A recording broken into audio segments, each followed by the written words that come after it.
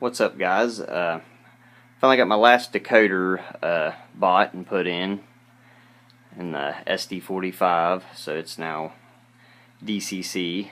It's got an NCE decoder like the other ones do, so it's ready to go now, like these ones.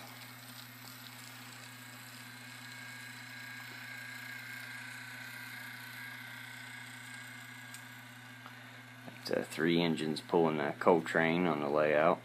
And I also bought this little locomotive the other day. It's a DCC. It's a Bachmann GE 70-ton switcher. Bethlehem Steel Company. It's a nice little switcher. It's got some pretty nice detail parts on it.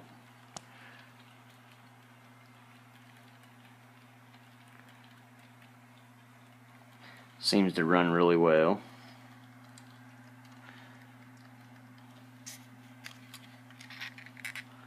Just a small 4-axle switcher.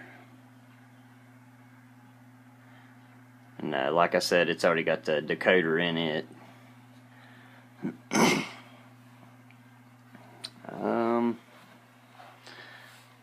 believe that's about it.